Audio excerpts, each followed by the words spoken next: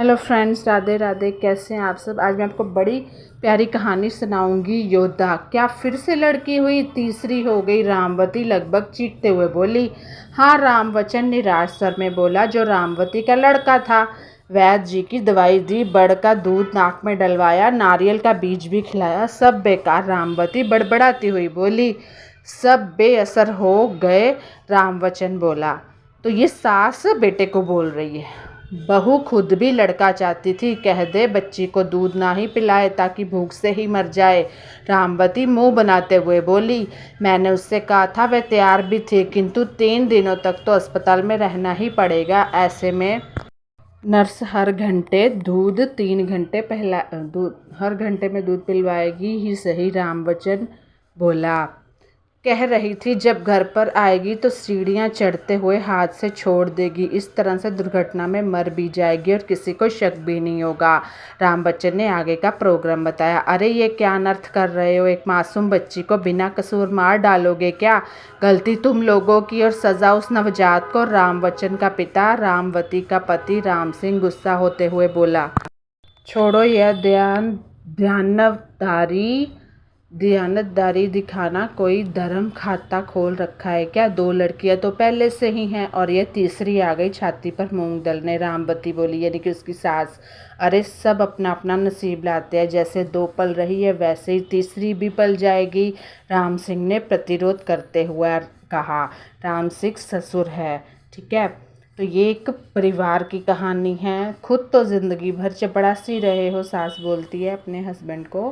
बेटा भी छोटी मोटी नौकरी करता है। मालूम है दहेज में 5-7 लाख रुपए देने पड़ते हैं। तुम तो तब तक मर खप जाओगे, पिसोगे तो मेरा बेटा ना।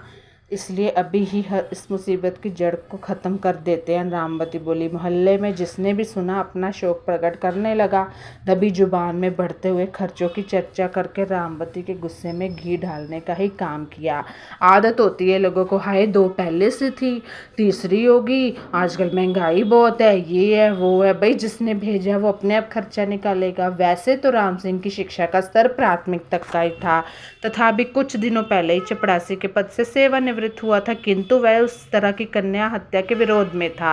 रामवचन भी अधिक पढ़ नहीं पाया और इसी कारण से किसी प्राइवेट कंपनी में छोटा मोटा काम करता है। रामवचन की पत्नी राम कुंवर पहले ही 2 लड़कियों को जन्म देकर कुंठित है तथा तीसरी के जन्म ने तो तोड़ ही दिया।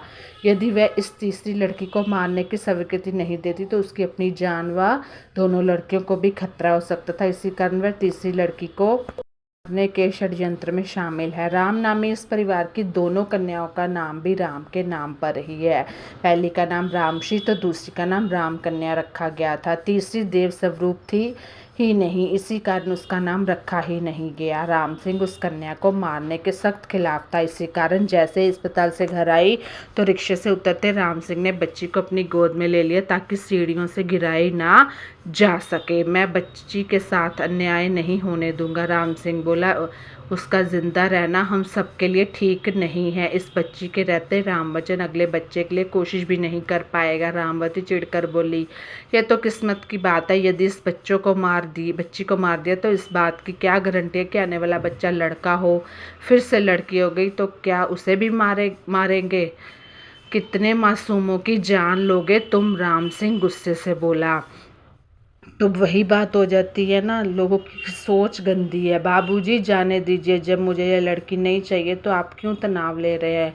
बहू राम कुंवर, जो अब तक चुप थी, अपनी सास की तरफदारी करते हुए बोली। बहू, एक औरत होकर नासमझ कन्या पर यह अत्याचार कर रही हो? राम सिंह आश्चर्य से बोला। औरत होने का दर्द सहा है हमने, इसलिए चाहते हैं कि दुनिया में एक औरत और ना बढ़े। रामवती तीखे स्वर में बोली।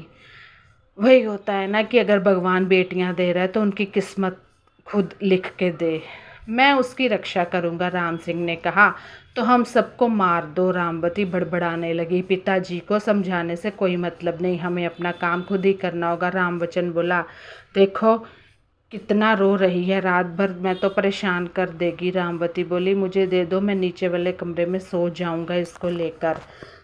दे दो बहू इनको, मैं इस सर दर्द को और सहन नहीं कर सकती, रामवती बोली। राम सिंह बच्ची को लेकर नीचे आ गया। वह जानता था कि उसकी स्थिति तूफान के सामने दीपक जैसी है, वह बच्ची को नहीं बचा पाएगा। उसके नीचे लेटे लेटे एक निर्णय लिया और कुछ जरूरी कागज व कुछ रुपए लेकर बच्ची के साथ रेलवे स्टेशन पर आ गया। सामने मुंबई जाने वाली ट्रेन खड़ी थी। वह बच्ची को लेकर ट्रेन में सवार हो गया। संवत बच्ची भी अपने आप को सुरक्षित हाथों में पाकर शांति से सो रही थी। वो कहते हैं ना, जो प्यार करता है तो बच्चा उसी के पास अपने आप ही चला जाता है। मुंबई पहुंचने पर राम सिंह बच्ची की गोद में उठाए जा रहा था। बच्ची रोने लगी।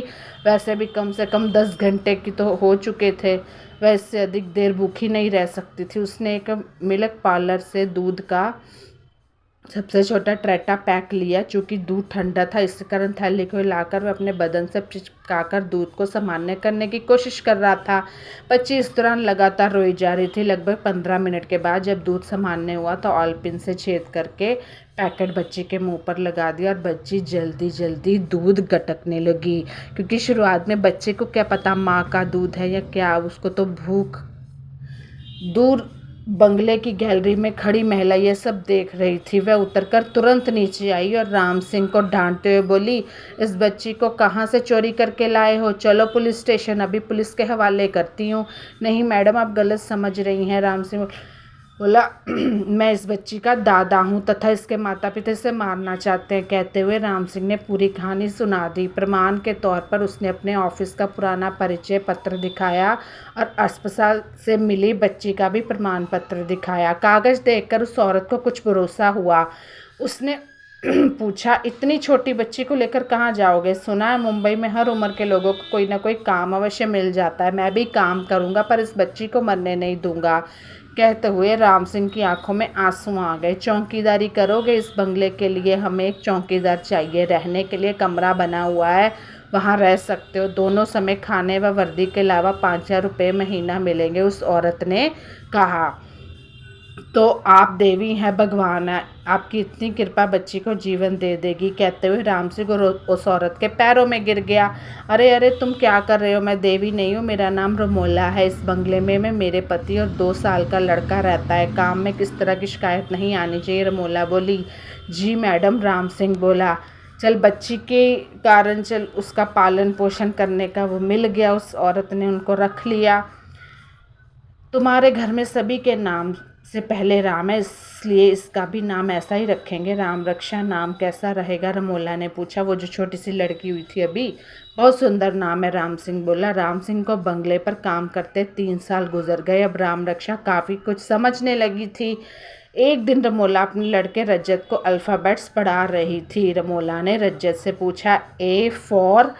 तो राम रक्षा बोली, एप्पल। दूर से खेलती हुई वो बोलती है एप्पल। रमोला को आश्चर्य, उसने अपने पास बुलाकर राम रक्षा से पूछा तो उसने अल्फ़ाबेट के साथ साथ नंबर और पॉइम्स भी सुना दी। अरे राम सिंह, इतने ये सब कहाँ से सीखा? रमोला ने पूछा। आप बाबा को जो पढ़ाती हैं वही सुनकर याद कर लेती है, राम सिंह ने बताया। बड़ी होशियार है राम रक्षा, इसकी पढ़ाई की जिम्मेदारी मेरी, रमोला बोली। सचमुच राम रक्षा काफ़ी होशियार निकली और राष्ट्रीय स्तर की प्रतियोगी परीक्षा अच्छी श्रेणी में उत्तीर्ण कर कलेक्टर पद के लिए चयनित हो गई। अपने चयन की सूचना देकर राम रक्षा रमोला के यहाँ ज़मीन पर बैठ गई। अरे राम रक्षा, तू क्या कर रही है? तू अब कलेक्टर बन गई है, रमोला बोली। तो राम रक्षा की आंखों में आंसू आ गए कि ये जो कुछ है आपकी मेहरबानी से है, पर मैं चाहती हूँ कि एक बार दादाजी को लेकर उनके परिवार से मिलवा दें। उन्होंने मेरे प्रति अपना कर्तव्य पूरा किया है। मेरा कर्तव्य बनता है कि मैं उनके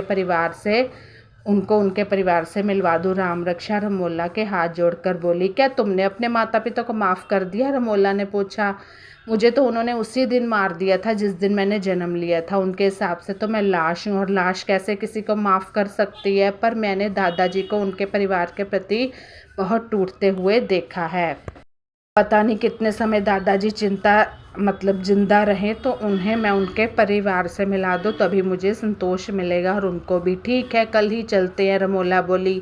राम सिंह को बताए बिना सभी गाड़ी से चल दिए। जैसे ही शहर के समीप पहुंचे, राम सिंह समझ गया कि उसके परिवार के पास जा रहे हैं। आप कृपया मुझे उस घर में ना ले जाए। यदि उन्होंने मुझे माफ़ कर भी दिया तो मैं अपने जीते जी उन्हें माफ़ नहीं करूँगा, कहकर राम सिंह ने हाथ जोड़कर आंखों को बंद कर लिया। राम सिंह दुनिया से दूर जा चुका था। आज एक